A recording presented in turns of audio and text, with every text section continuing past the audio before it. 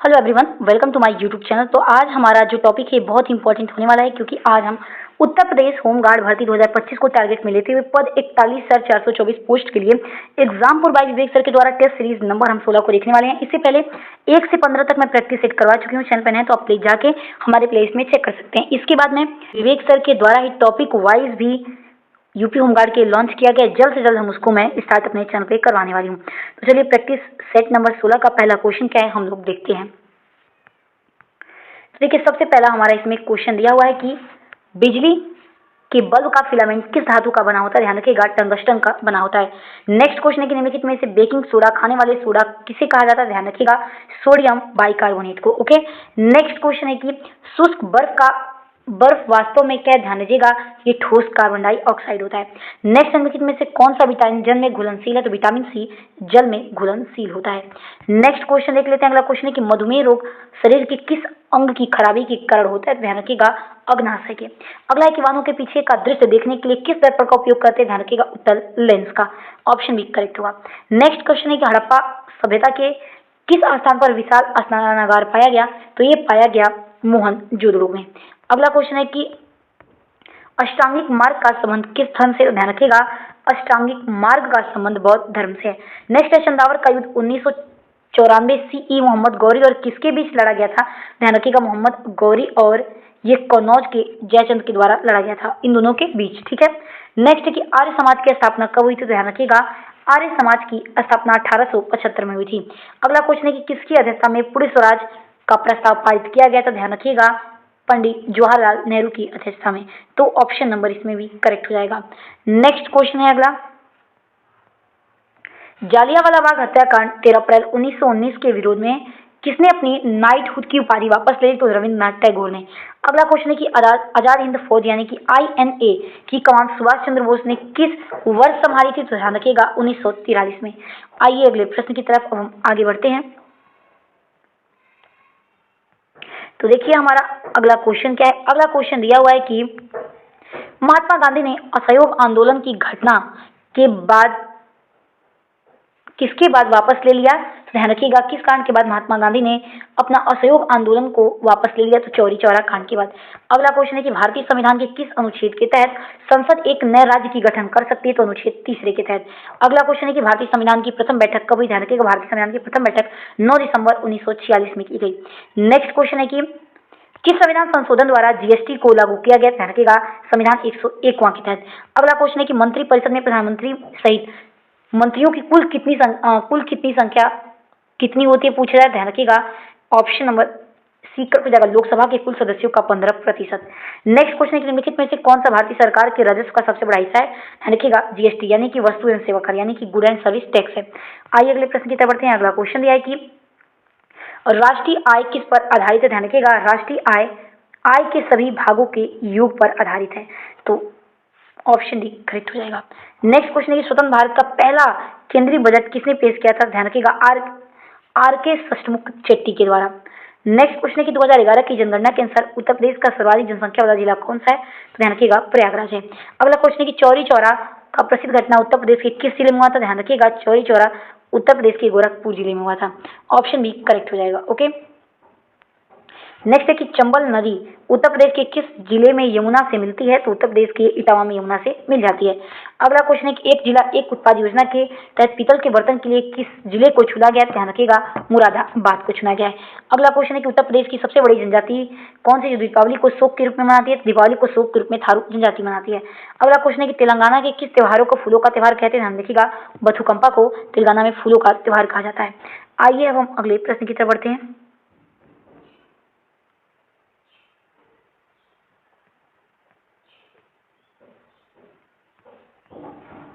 तो चलिए हम अगले प्रश्न की तरफ बढ़ते हैं। अगला क्वेश्चन नंबर हमारा 27 होना चाहिए। 27 के बाद 28 होगा। ओके, हाँ चलिए देखिए अगला क्वेश्चन है कि उत्तर प्रदेश के पुलिस महानिदेशक DGP का पद किसके समकक्ष होता है पूछा जा रहा है। तो ये होता है, ध्यान रखिएगा, मुख्य सचिव। तो ऑप्शन नंबर 1 करेक्ट हो जाएगा। ओके, नेक्स्ट क्वेश्चन है अगला कि उत्तर प्रदेश राज्य मानव अधिकार आयोग का मुख्यालय कहाँ स्थित है। तो ध्यान रखिएगा, इसका मुख्यालय लखनऊ में है। अगला है कि भारत का कौन सा सुरक्षा बल भारत नेपाल सीमा की सुरक्षा का जिम्मेदार है। तो भारत नेपाल की सुरक्षा का जिम्मेदार SSB है।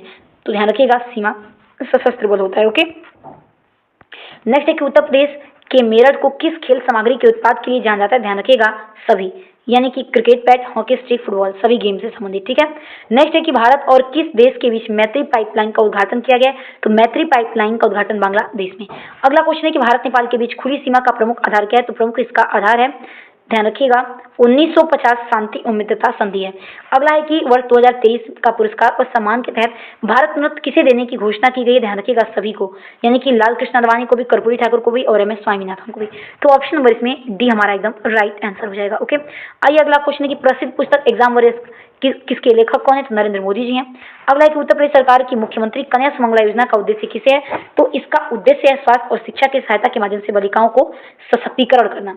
अगला है कि मोहिनीअट्टम शास्त्रीय नृत्य किस मुख्य रूप से किस राज्य का है? तो मोहिनीअट्टम केरल का हो जाएगा। ओके, नेक्स्ट है कि प्रसिद्ध तीर्थ स्थल अयोध्या किस नदी पर है? ध्यान रखिएगा अयोध्या हमारी सरयू नदी के किनारे स्थित है। अगला है कि ओणम किस राज्य का प्रमुख सांस्कृतिक त्योहार है? तो ओणम ध्यान रखिएगा केरल का है। ओके, तो ऑप्शन बी करेक्ट हो जाएगा। नेक्स्ट है इसरो किस देश की संस्था? ध्यान रखिएगा इसरो ये हमारी भारत देश की संस्था है। तो ऑप्शन नंबर इसमें हमारा सी एकदम राइट आंसर हो जाएगा। अगला है कि भारतीय गन्ना अनुसंधान उत्तर प्रदेश के किस शहर में? तो उत्तर प्रदेश के लखनऊ शहर में स्थित है। आइए अगले प्रश्न की तरफ हम आगे बढ़ते हैं।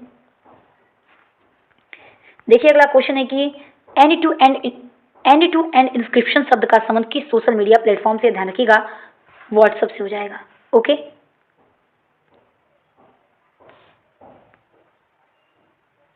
नेक्स्ट क्वेश्चन है कि उत्तर प्रदेश की सीमा कुल कितने राज्य और केंद्र शासित प्रदेशों से लगती है? तो 8 राज्य और 1 केंद्र शासित प्रदेश। नेक्स्ट क्वेश्चन है कि उत्तर प्रदेश की विश्वकर्मा श्रम सम्मान योजना का मुख्य उद्देश्य क्या है? इसमें पूछ रहा है, ध्यान रखिएगा आप इसका मुझे कमेंट बॉक्स में आंसर जरूर दीजिएगा। ठीक है, अगला क्वेश्चन है कि किस भारतीय राज्य की सीमा म्यांमार के साथ नहीं लगती है? ध्यान रखिएगा असम की नहीं लगती है। नेक्स्ट क्वेश्चन है कि दुनिया का सबसे बड़ा उष्णकटिबंधीय मरुस्थल सहारा किस महाद्वीप में स्थित है? ध्यान रखिएगा अफ्रीका में है। अगला क्वेश्चन है कि उज्जैन शहर किस नदी के तट पर स्थित है जहां कुंभ मेला आयोजन होता है? तो शिप्रा नदी के किनारे। नेक्स्ट है कि सुनामी किस शब्द की भाषा है? ध्यान रखिएगा सुनामी जापानी भाषा होती है।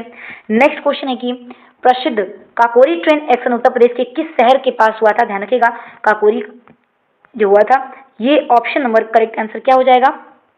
लखनऊ के पास हुआ था। तो ऑप्शन बी करेक्ट हो जाएगा।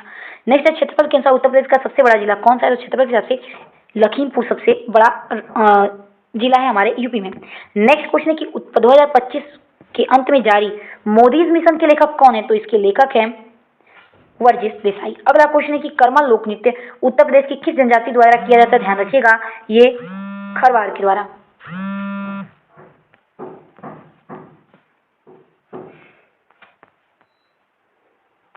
तो ध्यान रखिएगा अगला क्वेश्चन, तो ऑप्शन नंबर इसमें हमारा हम बता चुके हैं कि खरवार हो जाएगा। ठीक है, ऑप्शन बी करेक्ट हो जाएगा।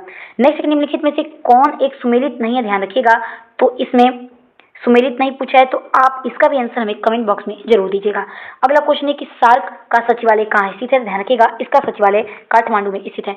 नेक्स्ट है पुलित्जर पुरस्कार किस क्षेत्र में उत्कृष्ट योगदान के लिए दिया जाता है? ध्यान रखिएगा इसे दिया जाता है पत्र और साहित्य में। तो ऑप्शन बी करेक्ट हो जाएगा।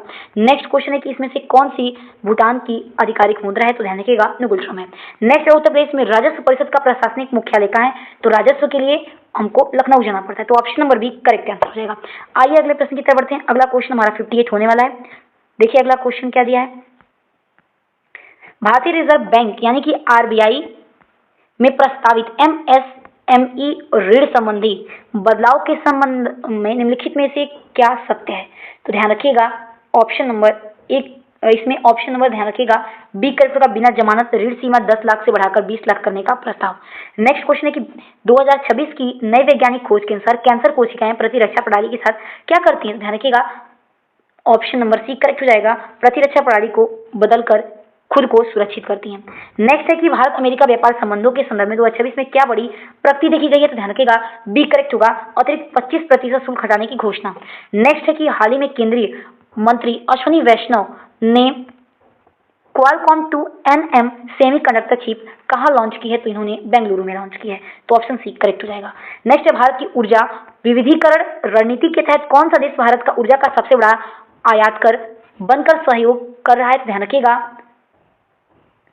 ऑप्शन नंबर इसमें अमेरिका हमारा सहयोग है, यानी कि ऑप्शन नंबर सी करेक्ट कर देंगे। आइए अगले प्रश्न की तरफ बढ़ते हैं। अगला क्वेश्चन क्या दिया है। भारत में जीएसटी परिषद का अध्यक्ष कौन होता है? ध्यान रखिएगा, जीएसटी के अध्यक्ष होते हैं केंद्रीय वित्त मंत्री।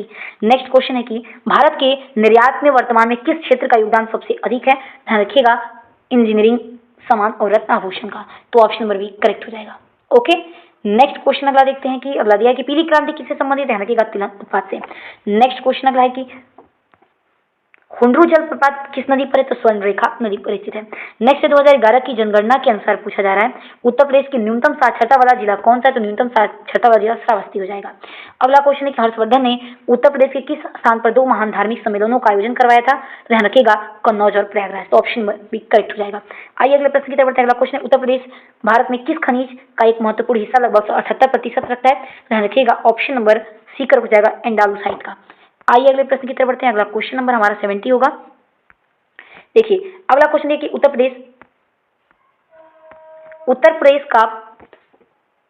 प्रदेश पुलिस का प्रतीक चिन्ह क्या है? तो ध्यान रखिएगा, मछली है। ऑप्शन नंबर बी करेक्ट हो जाएगा इसमें। अगला क्वेश्चन है कि भारत में राष्ट्रीय सुरक्षा गार्ड यानी कि एनएसजी का मुख्य कार्य क्या होता है? तो इसका कार्य होता है विशिष्ट आतंकवाद विरोधी अभियानों को संचालन करना। नेक्स्ट क्वेश्चन है कि मैकमोहन रेखा भारत और किस देश के बीच है? तो भारत और चीन। नेक्स्ट क्वेश्चन है कि विश्व स्वास्थ्य संगठन डब्ल्यूएचओ का मुख्यालय कहाँ स्थित है? तो जिनेवा में स्थित है।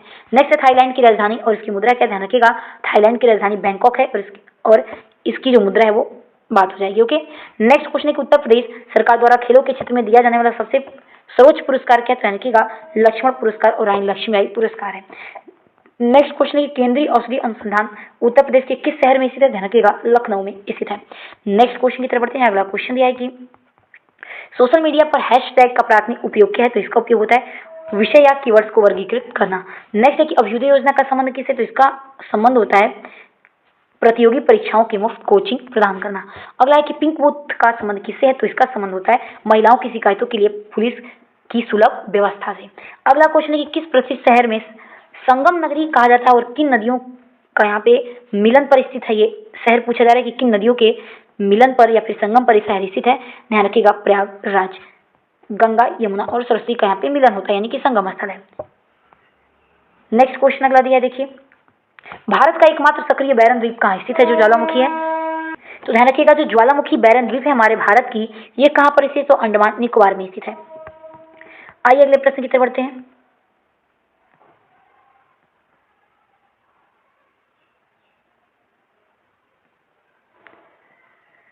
तो देखिए अगला क्वेश्चन नंबर हमारा 82 होगा। अगर आप चैनल पे नए हैं तो प्लीज से अधिक से अधिक लाइक एंड सब्सक्राइब जरूर करिएगा ताकि हमारा मनोबल बढ़ा रहे। तो चलिए देर नहीं करते हैं, प्रश्न नंबर 82 देखते हैं। देखिए क्वेश्चन है कि पंपास घास के मैदान किस महाद्वीप में पाए जाते हैं? तो ध्यान रखिएगा, ये दक्षिणी अमेरिका में मिलते हैं। अगला है कि राष्ट्रीय मतदान दिवस प्रतिवर्ष कब मनाते हैं? तो ध्यान रखिएगा, 25 जनवरी को। अगला क्वेश्चन है कि वर्ष 2023 में G20 शिखर सम्मेलन की मेजबानी किसने की थी? तो भारत देश ने की थी। अगला है कि उत्तर प्रदेश सरकार द्वारा मुख्यमंत्री पर्यटन विकास सहभागिता योजना किस वर्ष प्रारंभ की गई थी? ध्यान रखिएगा, 2023 में। अगला क्वेश्चन है कि उत्तर प्रदेश सरकार द्वारा पंडित दीनदयाल उपाध्याय राज्य कर्मचारी कैशलेस चिकित्सा योजना किस वर्ष की गई थी? ध्यान रखिएगा, 2022 में। नेक्स्ट क्वेश्चन है कि उत्तर प्रदेश सरकार द्वारा एग्रीस्टेक डिजिटल मिशन किस वर्ष प्रारंभ किया गया था? तो 2024 में। नेक्स्ट क्वेश्चन है कि खेतड़ी राजस्थान के किस खनिज के उत्पाद के लिए प्रसिद्ध है? तो यहाँ पे तांबा अधिक मात्रा में उत्पाद किया जाता है। अगला है कि उत्तर प्रदेश मुख्यमंत्री शहरी फेलोशिप कार्यक्रम का मुख्य उद्देश्य क्या है? इसका मुख्य उद्देश्य ध्यान रखिएगा, ऑप्शन नंबर कौन सा हो जाएगा? तो शहरी निकायों में युवाओं की सहभागिता को विकास कार्यों में सशक्त करना होता है। अगला है कि उत्तर प्रदेश स्टार्टअप नीति के प्रभावी कार्यान्वयन के कौन सी नोडल एजेंसी जिम्मेदार होती है? तो ध्यान रखिएगा, इसके लिए जिम्मेदार होती है UP power corporation limited. Okay, next question है कि मुख्यमंत्री मत्स्य संपदा योजना के तहत मत्स्य बीज बैंक स्थापित करने का प्राथमिक लाभ क्या होता है? तो ध्यान रखिएगा, स्थानीय स्तर पर उच्च गुणवत्ता वाले उन्नत मत्स्य बीज उपलब्धता को सुनिश्चित करना। ओके, देखिए अगला क्वेश्चन है कि उत्तर प्रदेश सरकार ने डेटा सेंटर नीति के माध्यम से राज्य के किस जिले को सबसे बड़ा डेटा सेंटर हब के रूप में विकसित किया? ध्यान रखिएगा, गौतम बुद्ध नगर को, यानी कि नोएडा या फिर ग्रेटर नोएडा कह सकते हैं। अगला है कि मुख्यमंत्री बाल सेवा योजना के तहत लाभार्थी बच्चों को अधिकतम आयु सीमा क्या है? ध्यान रखिएगा, अधिकतम 18 वर्ष तक है। ऑप्शन बी करेक्ट हो जाएगा।